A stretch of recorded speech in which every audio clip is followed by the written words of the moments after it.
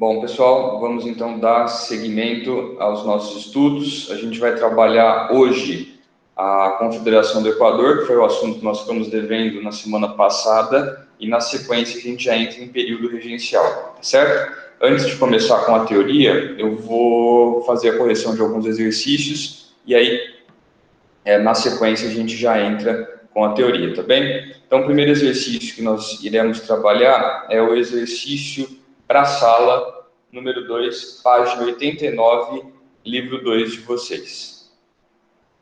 Posso começar? Vamos lá, então, ó. Vou ler com vocês. Artigo 92. São excluídos de votar nas assembleias paroquiais. Item 1. Os menores de 25 anos, nos quais não se compreendam os casados e oficiais militares que forem maiores de 21 anos, os bacharéis formados e clérigos de ordens sacras. Item 4. Os religiosos e quaisquer que viviam em comunidade claustral. Para quem não sabe, comunidade claustral, a clausura, são aquelas ordens religiosas onde as pessoas, os religiosos, eles ficam isolados do contato com todo mundo que é de fora, muitas vezes até do contato entre eles próprios, tá? Eles vivem na clausura. Item 5. Os que não tiverem de renda líquida anual 100 mil réis por bens de raiz, indústria, comércio ou empregos. Aí vem a pergunta. A legislação espelha os conflitos políticos e sociais do contexto histórico de sua formulação. A Constituição de 1824 regulamentou o direito de voto dos cidadãos brasileiros com o objetivo de garantir o quê? Pessoal, por que estas pessoas que a gente acabou de ver estavam excluídas da participação política? Quem elaborou esta Constituição tinha qual objetivo?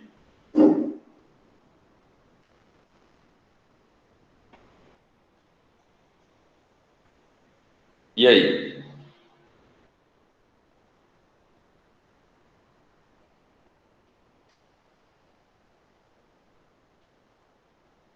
Galera? Eu não sei essa aí, não. Por que vocês acham que todas essas pessoas estavam excluídas da participação política? Quer ver? Quem apoiou Dom Pedro I no momento da proclamação da independência? Muito bem, a elite apoiou Dom Pedro I, perfeito. Qual era o interesse da elite em conduzir, por meio de Dom Pedro I, o processo de independência no Brasil? Muito bem, manter os privilégios que eles já possuíam, certo? Eles queriam evitar um processo conduzido pelo povo brasileiro de modo a garantir os seus privilégios. Pois bem, vocês estão percebendo que a configuração, a partir da Constituição de 1824, do direito ao voto, ela exclui bastante gente dessa participação política. Por que eles estavam querendo excluir todas essas pessoas? Quem tinha interesse em excluir todas essas pessoas do processo político? É aquele mesmo grupo que apoiou Dom Pedro I na proclamação da independência. Com qual interesse? A manutenção dos seus privilégios. Qual que é a alternativa que chega perto disso que a gente acabou de falar?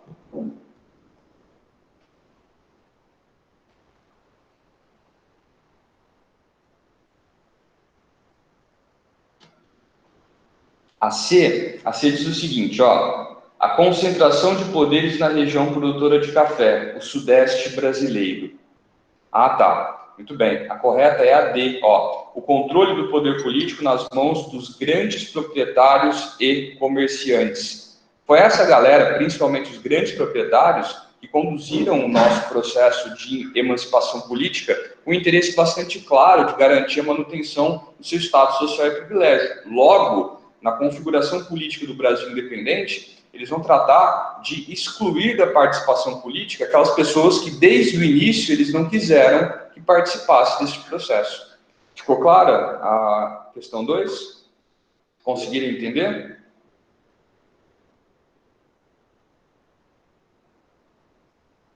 Pessoal? Sim? Perfeito. E agora, para a gente poder, então, dar seguimento, o outro exercício é o exercício 4, página 90, das atividades propostas. Oi, Beatriz. Você pode fazer uma das propostas também, por favor? Claro, eu fiz uma das propostas também. Tem mais algum outro das propostas que vocês gostariam de fazer? Não, só essa, só. Só essas? Então tá, se aparecer mais alguma coisa, vocês me falam. Eu vou fazer por ordem, então. Vou começar com o exercício 1 das atividades propostas, página 90, tá bem? Exercício 1, acompanhem comigo, por gentileza. É simplesmente espantoso que estes núcleos tão desiguais e tão diferentes se tenham mantido aglutinados numa só nação. Do que ele está falando aqui? Do território brasileiro, tá bem? Que não houve uma fragmentação política do território. Durante o período colonial, cada um deles teve relação direta com a metrópole, ou seja, não havia muito uma relação entre as várias regiões brasileiras durante a colônia.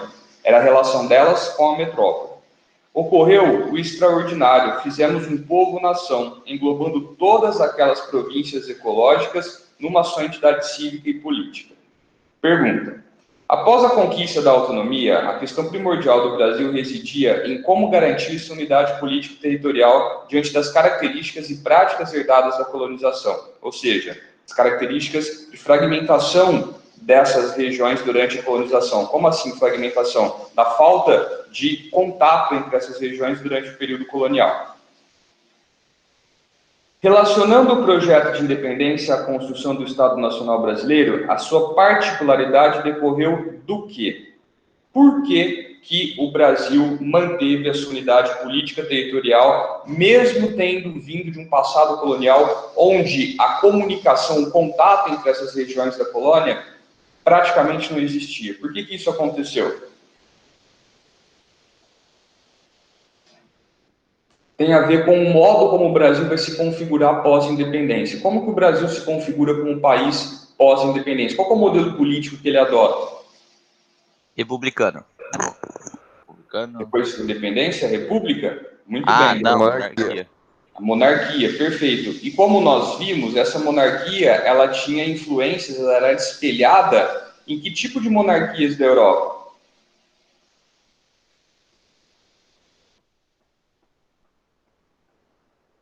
Monarquias parlamentares, muito bem, Guilherme. Monarquias absolutistas, perfeito.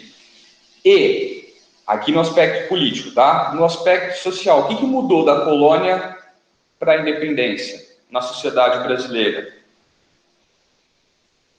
Nada, João.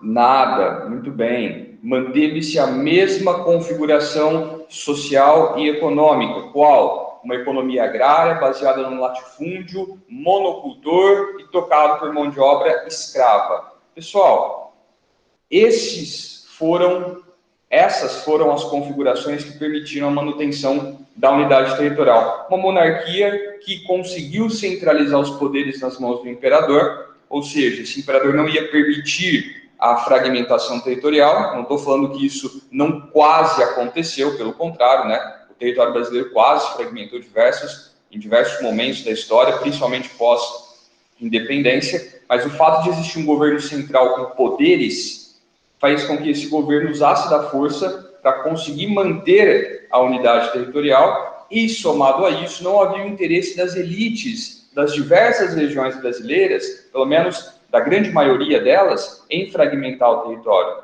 certo? Por que essas elites não tinham esse interesse? Porque era mais vantajoso para elas manter a ordem social e econômica já vigente desde o período colonial para garantir os seus privilégios, para garantir o seu estado social, certo? Então, esses fatores juntos, monarquia como forma de organização política e a manutenção da ordem social e econômica, que vinha desde o período colonial, contribuíram para que o Brasil mantivesse a sua unidade territorial. Tem alguma alternativa que chega perto disso? Muito bem, a alternativa E, ela diz o seguinte, ó: a afirmação de um regime constitucional monárquico que garantiu a ordem associada à permanência da escravidão. Foi o que a gente acabou de comentar. A elite não tinha esse interesse, pelo menos a grande maioria da elite, né, quase todas as províncias brasileiras não tinham esse interesse na fragmentação, porque a fragmentação ameaçaria a sua ordem, o seu status social e seus privilégios, e o modelo monárquico que foi constituído pós-independência vai dar ao governo central poderes para garantir que a unidade aconteça. Tudo bem? Dúvidas até aqui? Todo mundo conseguiu entender? Beleza, já entendi. Obrigada. Beleza? Vamos lá então para a última questão. Galera, de novo, se tiver mais alguma coisa, pode falar, tá? A gente vai corrigindo. Exercício 4, na mesma página ele começa, na página 90.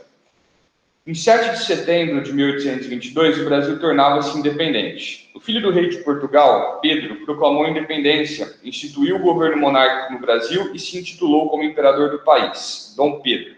Sobre o governo desse líder no Brasil, é correto afirmar o quê?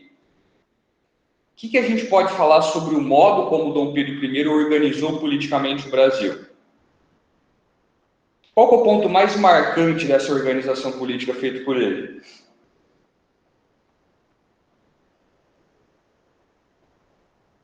Por capitanias hereditárias? Capitania hereditária, ela era um modelo lá da colônia, né? No comecinho Então, da colônia. Oi? É por regência lá? A regência vem depois que o Dom Pedro I abdica. Tudo bem, Guilherme. O Dom Pedro I, ele vai tratar como imperador, tá certo? De centralizar os poderes nas suas mãos. Essa vai ser a principal característica do governo dele e o principal motivo que levou à sua perda de popularidade e abdicação, que é o que a gente vai comentar agora no finalzinho do assunto da aula passada. Como que ele conseguiu centralizar os poderes nas suas mãos? De que maneira que ele fez isso? Com a primeira Constituição? Muito bem. O que tinha nessa primeira Constituição, na Constituição de 1824, que dava a ele esse poder, que centralizava nas mãos dele o poder? Muito bem, Mariana e Luísa. O poder moderador. O poder moderador era o quarto poder. Existia o executivo, que era representado pelo imperador. Existia o legislativo e existia o judiciário. Além desses três, existia um quarto, que era o poder moderador, também representado pelo imperador. Por que esse poder concentrava nas mãos do imperador os poderes? Quem lembra? Por que o poder moderador concentrava nas mãos do imperador os poderes? De que maneira que ele fazia isso? E ele pode mandar em tudo, né, João? E aí ele toma os poderes do... Ele meio que tem direito de exercer os poderes que o judiciário e o legislativo iriam exercer. Isso. O poder moderador, muito bem, Matheus, dava ao imperador o poder de veto sobre as decisões do legislativo e do judiciário. Ou seja, se ele não concordasse com algo feito pelo legislativo e pelo judiciário, ele podia vetar aquilo que o poder havia decidido, ok? E aquilo passava, deixava de valer, deixava de ter qualquer importância. Então, desse jeito, ele concentrava nas suas mãos os poderes e decidiu o que seria e o que não seria feito. Tá certo? Perfeito. É exatamente isso. Qual que é a alternativa que se aproxima disso que a gente acabou de conversar? Muito bem, a alternativa C, que diz o seguinte, ó. Instituiu um governo de 4 poderes, executivo, legislativo, judiciário e moderador. Por intermédio do poder moderador, o imperador controlava as demais instituições desse jeito que eu falei, tendo o poder de veto sobre aquilo que eles faziam. Tá bem? Tudo certo, galera? Vocês conseguiram entender? Alguma dúvida? Algum ponto que vocês gostariam de comentar? De boa, João. Tudo certo? De boa? Perfeito, então. Galera, confirma para mim o seguinte. Na semana passada, eu parei a nossa aula em Confederação do Equador. Confere?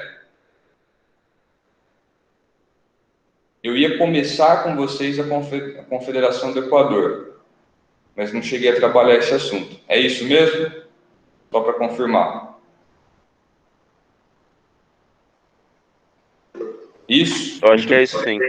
Então vamos lá. Ó, eu vou espelhar a tela com vocês, vou fazer a Confederação do Equador e aí a gente já entra no próximo assunto, que é período regencial, o assunto da ficha 7, tá bom? Então vamos lá. Se alguém não estiver conseguindo me ouvir nem ver a tela espelhada, vocês me falem, por gentileza, ok?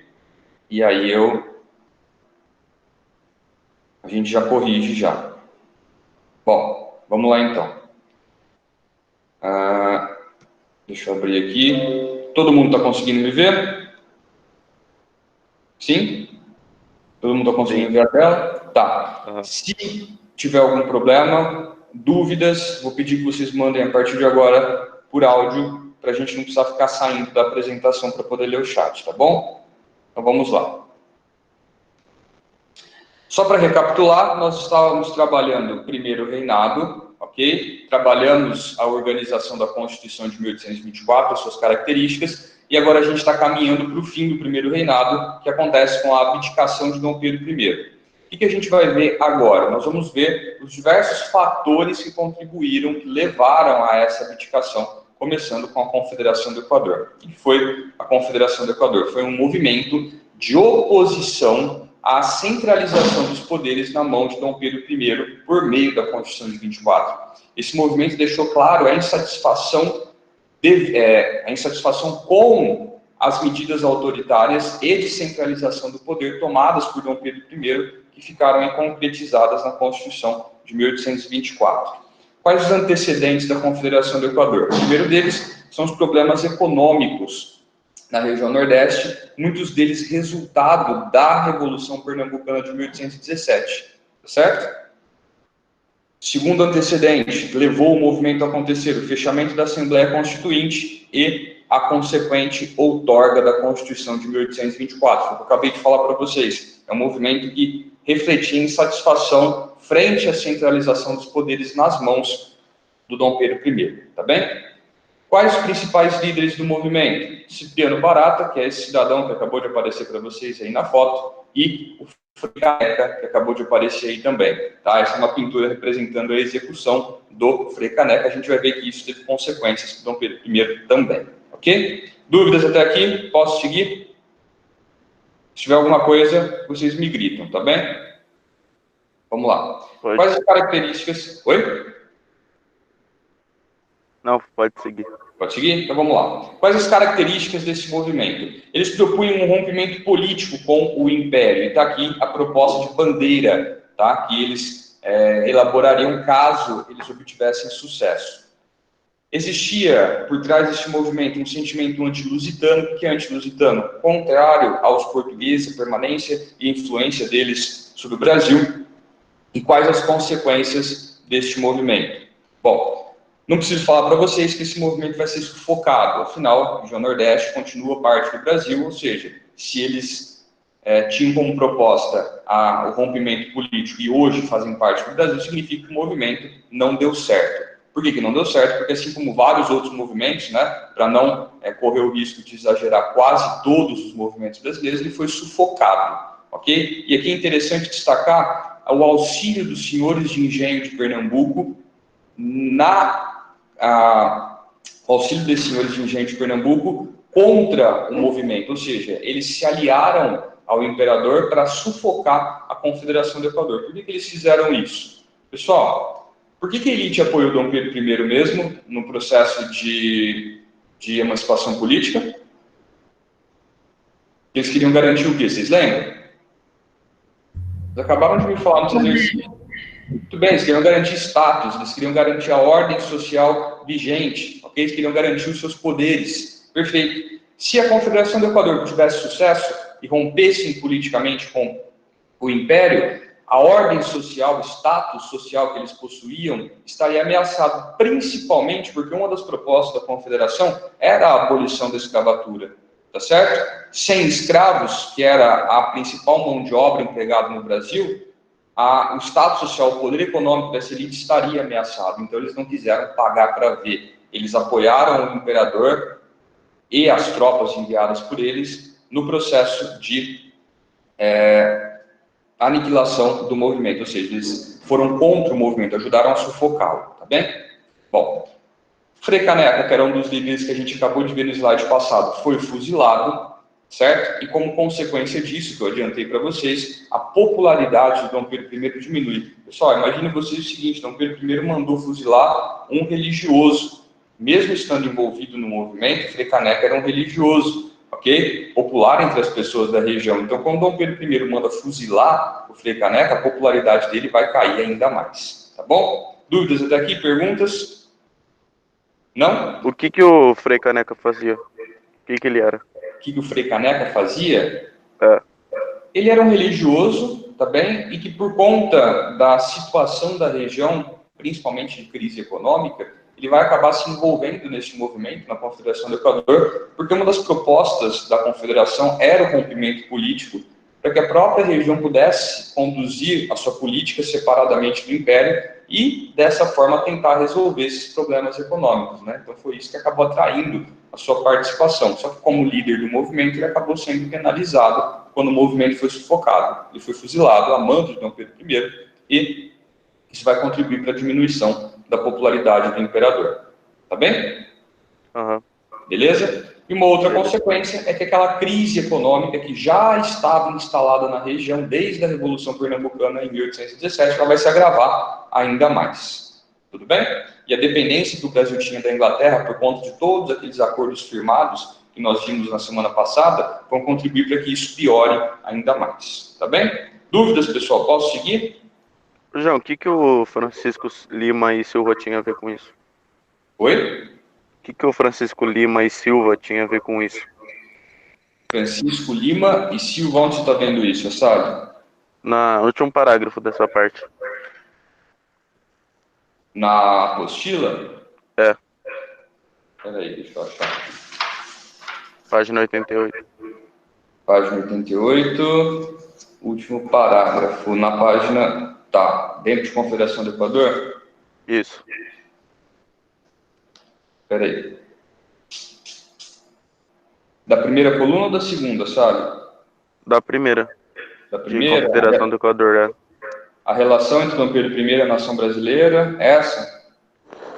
Não, lá embaixo. O movimento foi reprimido pelas forças imperiais. Ah, tá. O movimento foi reprimido pelas forças imperiais. Ah, tá. O Francisco Lima e Silva, ele era o... Deixa eu ver se ele coloca aqui.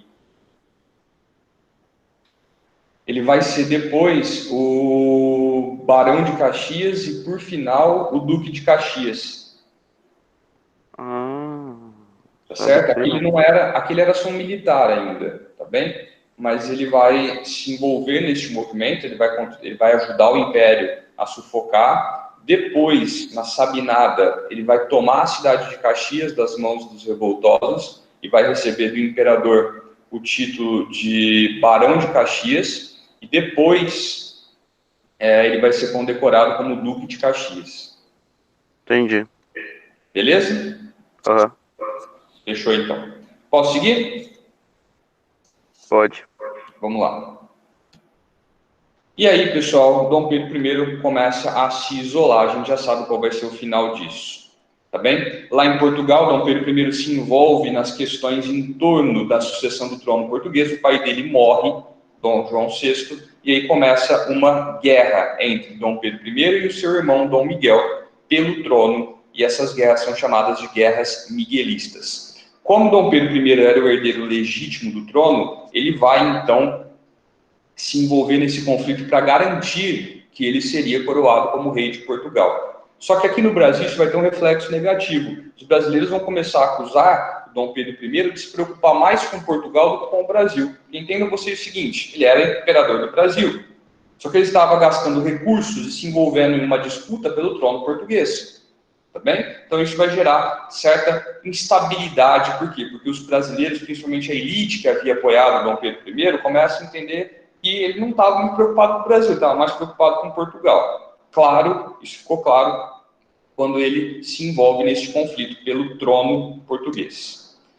Entra a questão cisplatina. O que é a questão cisplatina? A província cisplatina, que era parte do território brasileiro, hoje Uruguai, ela se separa do Brasil. Isso tem a ver com a impopularidade de Dom Pedro I. Dom Pedro I, para tentar garantir a posse sobre essa região, impedir que ela se separasse, ele vai então enviar tropas para a região, e todo este envolvimento militar gera custos que são pagos por meio do aumento dos impostos e dos gastos públicos. Isso gera insatisfação entre a população também. E aí nós temos a Noite das Garrafadas. O que é a Noite das Garrafadas? Dom Pedro I vai a Minas Gerais para uma visita, não é recebido do jeito que ele esperava, ou do jeito que o imperador deveria ser recebido. Por quê? Porque a popularidade dele já estava muito baixa.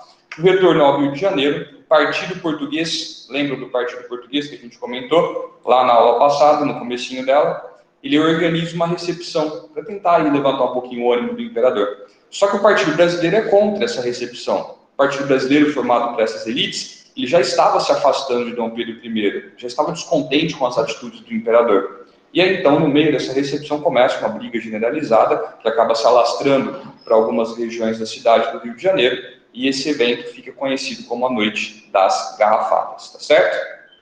Isso só mostrava o quão impopular Dom Pedro I estava. Tudo certo até aqui? Posso seguir? Ô, João, então ele foi virando impopular por causa que ele tava dando popularidade a Portugal. Prioridade, no caso. Isso, ele foi ficando impopular porque ele mandou executar o Frei Caneca, porque ele tratou a Confederação do Equador com violência, tá certo? Por quê? Porque ele se envolveu na guerra de sucessão do trono português contra o seu irmão, porque ele gastou dinheiro e aumentou impostos por conta da questão cisplatina. A Noite das Garrafadas só reflete toda essa impopularidade que o imperador tinha. Então ele queria ganhar dinheiro para melhorar o trono dele lá em Portugal. Não que ele queria ganhar dinheiro para melhorar o trono dele lá em Portugal, ele queria garantir que o trono português também seria dele. Nada impedia um soberano de ser rei ou imperador de mais de um lugar, certo? Só que, neste contexto, o Dom Pedro I, que já era imperador do Brasil, ele vai usar recursos brasileiros para garantir um trono lá em Portugal, certo? Ou seja, a elite brasileira que havia apoiado Dom Pedro I no processo de emancipação política, ela começa a se afastar dele porque entendia que ele dava importância a Portugal, okay? E acabava deixando questões brasileiras de lado. Entendi. Ficou claro? Uhum. Sim? Então vamos seguir, para acabar. Bom, tudo isso gera uma grande oposição na Câmara e na imprensa. Okay? E aí o Dom Pedro I vai tentar contornar toda essa situação e vai nomear o Ministério dos Brasileiros. Ok? Para quê? Para mostrar para os brasileiros que ele sim continuava do lado deles. Porém, neste contexto todo, a instabilidade no Brasil começa a aumentar, revoltas começam a surgir, e o Dom Pedro I precisa sufocar essas revoltas, ele precisa usar da força para poder estar controlando a política e a sociedade brasileira. E o Partido Brasileiro vai ser contra, né, essas medidas autoritárias do Dom Pedro I. O Partido Brasileiro vai ser contra o modo como Dom Pedro I lidava com toda essa instabilidade. E o que Dom Pedro I faz? Ele dissolve esse Ministério dos Brasileiros e nomeia um ministério formado, em sua maioria, por portugueses. Okay? Esse ministério ficou conhecido como Ministério dos Marqueses. Ou seja, ao fazer isso, Dom Pedro I só confirma aquilo que a elite brasileira já o acusava. De quê? De que ele estava mais ligado com Portugal do que com o Brasil. Certo? Isso vai aumentar ainda mais a desaprovação dele. Ok? E aí, sem o apoio das principais lideranças políticas brasileiras, sem o apoio da maioria da elite brasileira, Dom Pedro I não vê outra alternativa a não ser abdicar do trono brasileiro. E o que é abdicar? Ele abre mão, ele fala o seguinte: eu não quero mais ser o imperador do Brasil. E aí entra a linha de sucessão. O trono fica para o seu filho, Pedro de Alcântara, que lá no final do período regencial vai ser coroado como Dom Pedro II. Certo? Em 1834, lá em Portugal, sofrendo de depressão e tuberculose, Dom Pedro I morre. Esse é o fim do primeiro reinado, e aí a gente já entra em período regencial. Querem fazer alguma pergunta? Tem algum ponto que vocês não entenderam? O que é destituiu? Destituiu é dissolveu, tirou do cargo. Ah, então Dom Pedro, que chegou a Portugal, tirou o irmão dele, o Dom Miguel, do cargo para ele assumir o trono. Onde você está vendo isso? No último parágrafo da página 88. Retornou a Portugal? Isso, muito bem. Dom Miguel, que havia se autoproclamado rei de Portugal, né? Ele é destituído pelo irmão, Dom Pedro I. Por que Dom Pedro I pôde fazer isso? Porque ele tinha o direito legítimo ao trono, ok? E ele assume como rei de Portugal e governa até 1834, quando ele morre. E aí depois Dom Miguel volta a assumir. Não sei se Dom Miguel volta para o trono português, tá? Eu preciso dar uma olhada nisso. Mas eu posso ler para você. Ok. Tá bem? Uhum. Pô, o que mais? Dúvidas? Hein, galera? Acho que não, João. Não? Então vamos lá. Por mim de boa. eu vou começar o período regencial, tá, pessoal? Vou aproveitar esses minutinhos para a gente dar início ao período regencial, tá bem? Vamos lá, então. O período regencial, ele vem logo depois do primeiro reinado. Por que a gente chama de período regencial? Porque o imperador, no momento da abdicação de Dom Pedro I, né, no caso, seu filho, no momento da abdicação de Dom Pedro I, ele tinha aí 5 anos de idade, ou seja, ele não tinha idade para ser coroado imperador, para a gente emendar o primeiro reinado no segundo. Então, o período regencial é a transição. Ele começa com a abdicação de Dom Pedro I e termina com a coroação de Pedro de Alcântara, que assume o título de Dom Pedro II. Ok? Esse período vai durar aí 9 anos, de 1831 até 1840. Bom, quais são as características gerais deste período? A primeira delas são as revoltas. O período regencial vai ser marcado por diversas revoltas. Parte dessas revoltas pelo fato do Brasil não ter um governante, ok? Não ter um imperador. Outra parte dessas revoltas porque as províncias tinham o interesse de ter mais autonomia política, ok? Mas, enfim, a gente vai trabalhar essas revoltas em uma aula separada, tá bom? Outra característica são as fases que marcam o período regencial. Quais são elas? A primeira é a fase liberal, que eu quero dizer com a primeira fase ser liberal, que politicamente, ou seja, as medidas políticas tomadas nessa fase, elas vão ter uma característica liberal. O que significa ter uma característica liberal? Significa que o poder vai ser descentralizado, ou seja, todo aquele poder que Dom Pedro I concentrou nas suas mãos, ele vai ser descentralizado, ou seja, esse poder vai ser atribuído, parte dele às províncias, parte dele aos outros poderes, tudo bem? E com mais poderes, essas províncias passam a ter mais autonomia política. O que significa isso? Essas províncias passam a poder tomar decisões políticas sem que essas decisões necessariamente passem nas mãos do governo central. Ok? Então, a primeira fase é chamada de liberal, porque nessa fase são tomadas medidas que vão garantir a descentralização do poder e o aumento da autonomia das províncias. Só para deixar claro, o que são essas províncias, galera? Hoje, o Brasil não é dividido em estados? É ou não é? Sim. Sim. O estado é uma unidade administrativa, ok? Dos modelos que adotam a federação. Então, toda federação, ela é dividida em estados. Cada estado é uma unidade administrativa. Cada estado possui autonomia política e econômica, desde que ele não vá contra a Constituição Federal. No Império, a gente não era uma federação, certo?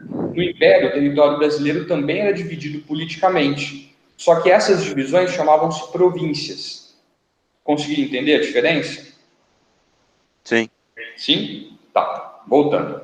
E nós temos a segunda fase, que é a fase conservadora, ok? Nesta fase acontece praticamente o inverso da primeira. Enquanto na primeira fase nós temos a descentralização do poder e o aumento da autonomia das províncias, na segunda fase nós temos a centralização do poder e a retirada da autonomia das províncias. Este movimento vai ser responsável por gerar revoltas também, que nós vamos ver na aula específica de revoltas, tá bem? Bom, e aqui nós temos as tendências políticas, ou seja, os grupos e partidos políticos que vão se constituindo durante este período e que vão marcar depois do segundo reinado. O primeiro desses grupos dessas tendências, são os restauradores. Percebam vocês o seguinte, cada uma dessas tendências políticas tinha apelidos, vamos colocar assim. E o apelido dos restauradores era Caramurus, tá certo? O que esses restauradores defendiam? Eles queriam, que nem o próprio nome já sugere, restaurar a monarquia de Dom Pedro I, ok? É óbvio que este apelo perde força quando Dom Pedro I morre em 1834, não tinha mais como restaurar a monarquia dele, morreu. Existiam os liberais moderados, chamados de chimangos. O que os liberais moderados queriam? Eles queriam participar do poder, ou seja, eles queriam que existisse um parlamento, só que eles não queriam grandes alterações políticas, tá bem? Por que eles não queriam grandes alterações políticas? Porque eles queriam garantir a ordem social vigente, garantir o seu status e seus privilégios. Muitos desses liberais moderados eram monarquistas. Por quê? Monarquia é igual à manutenção da ordem social. O Brasil se constitui como monarquia pós-independência, se nós mantivermos a monarquia, nós manteremos a ordem social. Fechou? E existiam os liberais exaltados, chamados de farroupilhas. O que eles defendiam, esses liberais exaltados? Maior participação política, ou seja, eles iam numa linha aí um pouquinho oposta dos liberais moderados. Quando os liberais moderados propunham essa divisão do poder entre imperador e parlamento, os liberais exaltados defendiam que o parlamento deveria ter o poder político e não o imperador. Por isso, muitos dos liberais exaltados, eles defendiam a república, ok? Porque na república o parlamento ele teria plenos poderes, tá certo? Ou uma monarquia constitucional, onde isso se manteria também, essa característica política também se manteria. Certo daqui, povo? Dúvidas? Ô, João, os Pode liberais moderados, eles só queriam um status político. Os liberais moderados, eles queriam garantir a ordem social vigente. Ou seja, garantir que o Brasil continuaria do mesmo jeito que ele estava durante a monarquia. Como assim? Como que o Brasil se configurou pós-independência? Qual era a configuração social do Brasil durante o primeiro reinado? Não lembro, não. O Brasil ele continuava um país agrário, certo? Ah, sim. Escravocrata, e as elites mantiveram o seu poder, correto? Aham. Era isso que os liberais moderados queriam manter. Exatamente essa configuração. Ah. Conseguiu entender? Aham, entendi. Como Dom Pedro I garantiu essa configuração, como Dom Pedro I manteve essa organização, muitos dos liberais moderados defendiam que o Brasil deveria continuar uma monarquia. Por quê? Porque se deu certo no primeiro reinado, vai continuar dando certo. Ah, então eles queriam o básico mesmo. Exatamente. Eles não queriam mexer muito porque eles tinham medo do que poderia acontecer. Ah, entendi, então. Por isso o nome moderados, tá bem? Aham. Povo, posso seguir? Sim. Então vamos lá. Bom, os liberais, tanto os moderados quanto os exaltados, guardado aí as diferenças entre eles defendiam a autonomia política do parlamento, certo? Ou seja, em maior ou em menor grau, os liberais, que se dividiam em moderados e exaltados, eles eram contrários à centralização completa, à centralização total dos poderes nas mãos do imperador. Tudo bem? Sim. Sim? Bom, esses grupos, quais grupos? Restauradores, liberais moderados, liberais exaltados, eles formaram alianças, ok? E dessas alianças surgiram grupos políticos. O primeiro deles é o grupo regressista, ou vocês vão encontrar também apenas o nome regressistas. Quem formava este grupo? Os restauradores, mas dentre aqueles que se diziam liberais moderados, que defendiam a monarquia. Nós dissemos no slide anterior que parte desses liberais moderados eram a favor da monarquia, ou seja, eram monarquistas. Então, os restauradores, mais a ala monarquista dos liberais moderados, eles se juntaram e formaram o grupo que nós chamamos de grupo regressista. Tá bem? E nós temos o grupo progressista, ou apenas progressistas. Quem formava eles?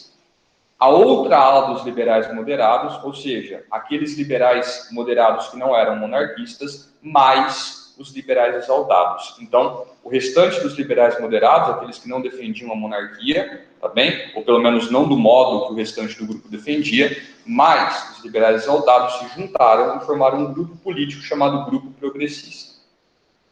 Fala para mim se vocês entenderam isso daqui, por favor. Entendemos, João. Sim? Bom, feito isso, formados esses grupos, nós caminhamos para a primeira fase do primeiro reinado, ou seja, a primeira fase política desse período, que é chamada de fase liberal. Ok? Essa primeira fase, ela tem fortes características liberais, daí o nome dela, né? Fase liberal. O que quer dizer uma fase com fortes características liberais? Vou voltar naquilo que eu disse lá no comecinho. O quê? Liberal significa que eles defendiam a descentralização do poder e o aumento da autonomia das províncias, ok? O modo como essa primeira fase vai ser organizada, atendendo a essas características de descentralização do poder e aumento da autonomia das províncias, façam que nós chamemos este período de primeira experiência republicana do Brasil. Entendam vocês o seguinte, o Brasil não era uma república, só que o modo como o poder foi organizado na fase liberal da regência permite com que nós falemos que esta fase foi a primeira experiência republicana do Brasil. Ou seja, nós nos aproximamos do modelo republicano na organização política dessa fase. Ficou claro isso para vocês?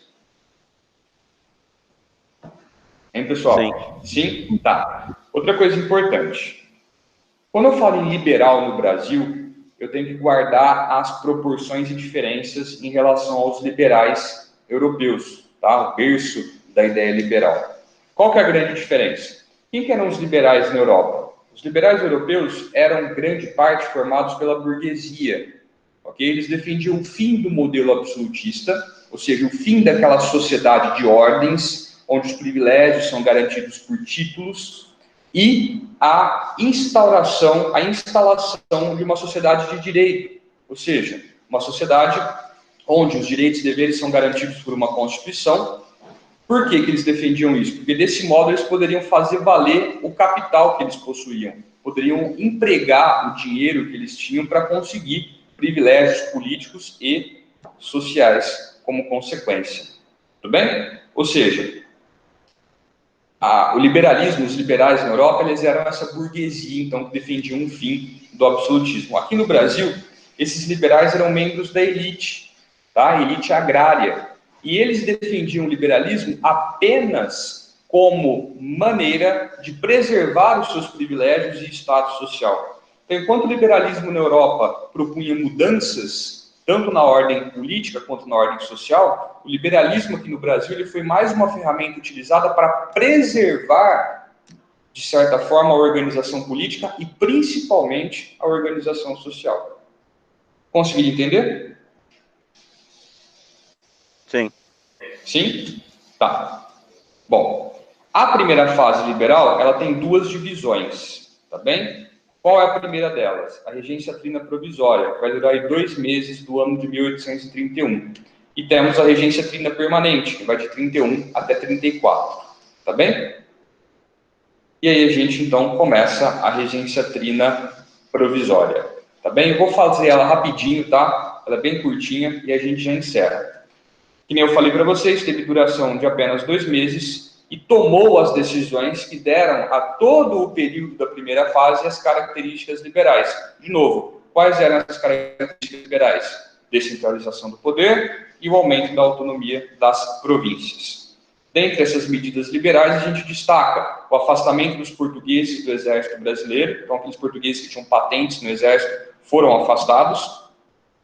E temos também o pedido de suspensão do poder moderador, feito por aqueles que estavam no poder nesse período. O poder moderador que dava ao imperador, né, o poder de veto sobre os outros poderes, ele é suspenso durante a regência trina provisória e isso se mantém ao longo da permanente. E eles anistiaram todos aqueles que Dom Pedro I havia expulsado, exilado do Brasil. Não sei se vocês estão lembrados da noite de agonia que nós vimos na aula passada, quando Dom Pedro dissolve a Assembleia Constituinte e expulsa do Brasil aqueles que se recusaram, né, a atender essa determinação, pois bem, essas pessoas passam a poder voltar ao Brasil quando a regência trina provisória começa. E aí, a regência trina provisória abre o caminho para que nós tenhamos a regência trina permanente. Só que isso eu vou trabalhar com vocês na semana que vem. Quero saber se vocês ficaram com alguma dúvida até aqui, pessoal. Fala para mim. Ficou alguma dúvida? Eu tô de boa. Tá tranquilo, João. Tá tranquilo? Tudo certo de verdade? Uhum. Sim? Então tá. Bom, eu preciso terminar os aspectos políticos do período regencial, farei isso na semana que vem, e aí nós já vamos entrar. Oi, pode falar. Semana que vem você vai dar outra ficha ou você vai continuar nesse assunto? Eu vou dar outra ficha que são as revoltas regenciais, mas eu vou terminar isso daqui para a gente poder entrar na ficha seguinte. Mas você acha que semana que vem você já consegue terminar os dois ou não? Não, provavelmente não vai conseguir terminar as duas, mas a gente termina essa e começa a outra. Mais ou menos aí a gente vai até a metade. Tá, Bom? obrigada. Bom, mais alguma coisa, galera? Dúvidas, perguntas? Não, de boa.